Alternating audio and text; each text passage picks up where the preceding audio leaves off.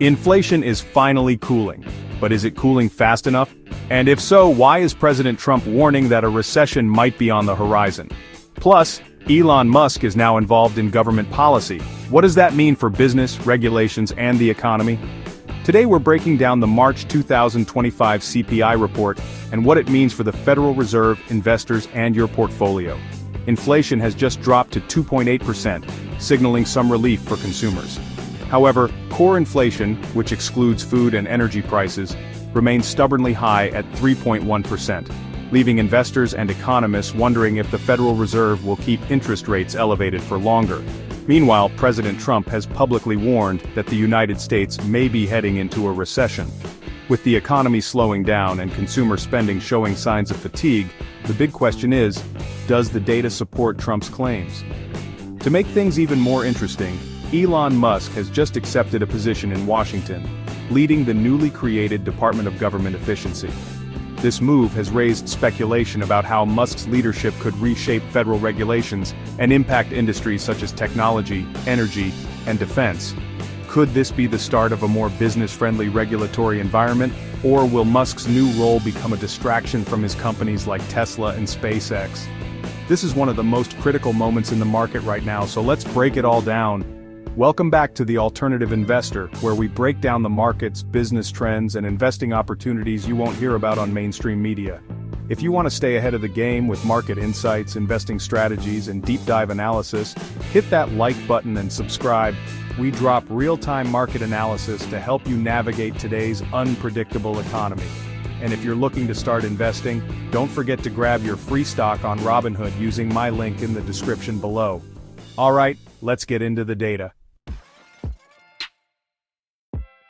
The Consumer Price Index for February 2025 has been released, and while inflation is continuing to decline, it is not falling fast enough to justify immediate rate cuts from the Federal Reserve. The latest data shows that headline inflation increased by 2.8% over the past year, which is lower than the 3% reported in January. On a monthly basis, the overall CPI rose by 0.2%, a significant slowdown compared to the 0.5% increase seen in January. This is a positive sign that inflation is trending downward. However, core inflation, which excludes food and energy, remains high at 3.1% year over year. This is still above the Federal Reserve's 2% target, signaling that inflationary pressures in certain sectors of the economy remain persistent. One of the biggest contributors to inflation in February was shelter costs, which rose by 0.3% and accounted for nearly half of the monthly inflation increase. Rent prices and homeowners' equivalent rent continue to climb, although some new lease data suggests that housing costs could stabilize later this year if supply increases. On the energy front, there was some relief at the gas pump, with gasoline prices falling by 1% in February. This decline is partially due to oil prices remaining steady at around $67 per barrel, which has helped keep transportation costs under control. Food prices increased by 0.2% in February. But the bigger issue is that restaurant prices are rising faster than grocery prices due to higher labor costs. This means that dining out is becoming more expensive, which could put additional pressure on consumer spending in the months ahead. There was also some relief for travelers as airfares dropped by 4% in February, reflecting a temporary slowdown in travel demand. However, some analysts believe this decline may be short-lived as the summer travel season approaches. So, what does this all mean? Inflation is slowing but not enough to trigger immediate rate cuts from the Federal Reserve. With inflation still sitting above the 2% target, the Federal Reserve is unlikely to cut interest rates in the near future. Despite some improvements in the inflation data, Fed officials have made it clear that they need to see sustained progress before lowering rates. Market analysts now predict that the first rate cut may not happen until Q3 or Q4 of 2025, and if inflation remains sticky, it could be delayed even further. The financial markets have already started reacting to these developments. Initially, bond markets showed optimism when the CPI report was released, but when investors noticed that core inflation remained too high, expectations for interest rate cuts were quickly scaled back. The stock market had a similar reaction. The S&P 500 saw a brief rally, but as fears of prolonged higher interest rates took hold, gains were erased. Investors are now struggling to balance the optimism of cooling inflation with the reality that the Federal Reserve is not yet ready to ease monetary policy. This means that volatility will likely remain high across asset classes, and investors will need to be prepared for more fluctuations in the months ahead. The key takeaway? The Fed is in wait-and-see mode. That means markets will remain volatile, and investors need to be prepared. President Donald Trump made headlines this week by warning that the US may be heading into a recession. So, is this just political maneuvering, or is there real data to back up his claim? The labor market is showing signs of cooling, with only 151,000 jobs added in February, which is below expectations. Consumer spending is beginning to slow, especially in discretionary sectors, as households adjust to higher borrowing costs and persistent inflation. The yield curve remains inverted, which historically has been one of the most reliable predictors of a recession.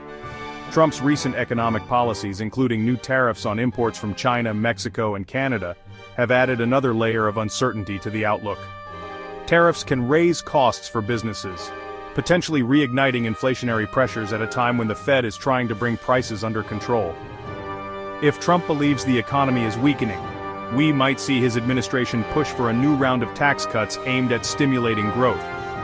Additionally, pressure on the Federal Reserve to cut rates may intensify despite the Fed's cautious stance.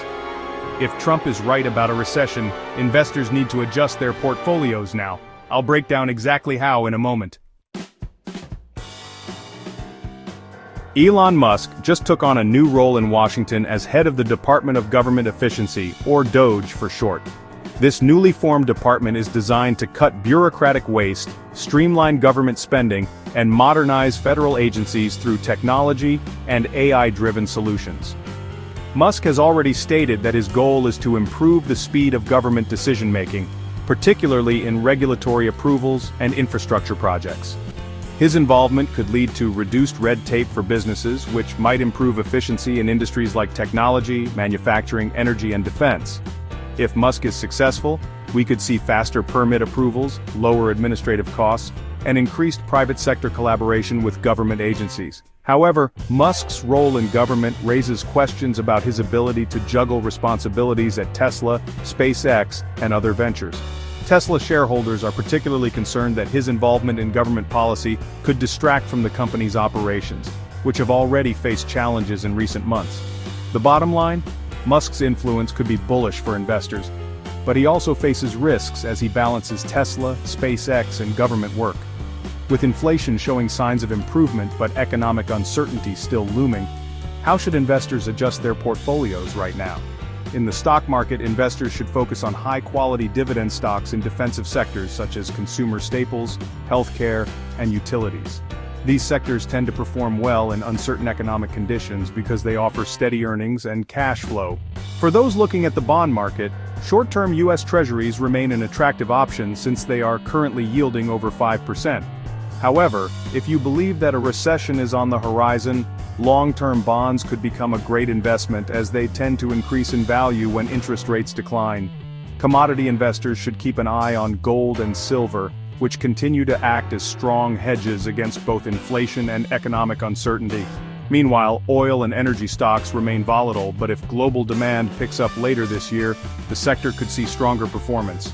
Cryptocurrency markets have also been making headlines, with Bitcoin surpassing $81,000 as investors seek alternatives to traditional assets.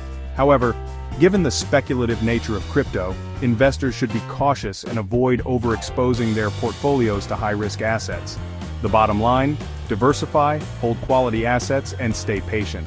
The next 6 months could be volatile, but opportunities will emerge. Now I want to hear from you. Do you think inflation is under control, or will the Fed be forced to keep rates higher for longer? Do you believe Trump's recession warning, or is the economy more resilient than people expect? And what do you think about Elon Musk's new role in Washington? Drop a comment below. I read everyone, and I'd love to hear your perspective. Make sure to like and subscribe for more market analysis, investing strategies, and deep dive breakdowns. And don't forget to grab your free Robinhood stock using my link in the description. This is The Alternative Investor, and I'll see you in the next video.